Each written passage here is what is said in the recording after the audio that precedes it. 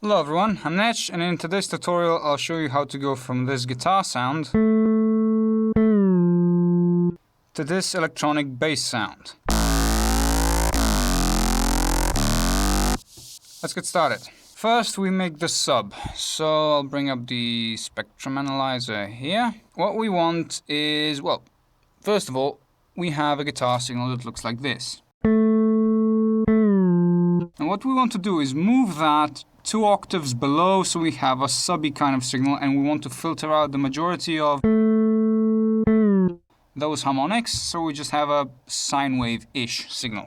The way we do that is, here we've got a tool device to set the level, a replacer device where we insert 2 note filter instances. The first one's just there so we can take notes from it. And the second one is actually set to 0 and 0 here, so no notes pass through it, so they can't mess up any devices that come later. So this is the actual device that makes this happen. So what it is basically a filter on the input, 4 pole, low pass, no resonance. Cutoff is set to the frequency where the highest note is in the bass line. So you need to experiment with that, but find out where the frequency of the highest note is and then set the filter to that. Then we have this, so what you'll end up is a siney kind of signal, and then you use a distortion to make it a bit more squarey, because the next device we're using is an octaver, which then takes that signal and then plays a signal that's an octave or 2 octaves below whatever we're playing. So that's how we get from up here to down here. You can use a software one. This one that I'm using is called Octopussy. It's a free plugin. So with this we're introducing some of the 2 octaves below and a little bit of 1 octave below. You can use this, or you can use something like this. This is also awesome. Thumbs up for John Davis for showing me this. Next, peak limiter. Set it up so that you have gain reduction on both the highest note and on the lowest note in your bass line. You want a little bit of gain reduction on the highest and loads of it on the lowest. So then this is to set so you have a kind of a signal that's not varying in amplitude, so it's pretty stable. And then another filter, which at a 4 pole, no resonance, set it to a frequency where you have somewhat of a sine. So if we look at it, this is how it looks like.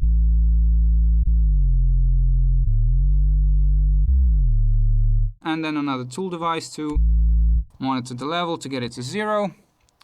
And I've basically built just a device here so I can do that with these macros. And that's the sub. So the sub signal, that sine wave, is being sent to this track bass here, and we get basically just that signal in it. So, see? Yes. Right, so first device is the note mod to get the envelope, and then 2 LFOs. Next, what we do is insert all of those plugins. So first, the tool device to set the level, and then we use a distortion to make a square out of that sine. Next we use a wave shaper, M-Wave Shaper in this case, by Melda Productions, awesome software, and free as well.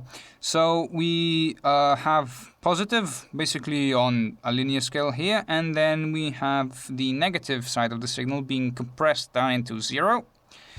So basically using it like a diode, and this turns that square into a sawtooth. Then we use an effects layer where we have a blur device and an empty chain. So this empty chain just lets that sawtooth through, and the blur device here is basically just delaying it, and then we are flipping the phase. So we have one sawtooth like that, we have another one like that, and the second one we can move left and right with the delay. And when you do that, when you add up 2 sawtooths that are phase flipped, and you move one of them left and right in time, what you get is a pulse width modulated square. Cool. Next, what we want is a little bit more character with a phaser. So as you can see, it's basically two notch filters that are moving up and down in the frequency spectrum along with the LFO. Right? And then another tool device to set the level. And the effects layer, as we've seen last time, we modulate this mix parameter and we don't put anything in it. So basically, this envelope then controls the actual amplitude of the signal. So it's like on a synthesizer where you have those, where you adjust the envelopes. Right now we have a toggle envelope, so attack to 0, delay to 0, release to 0, and sustain to full.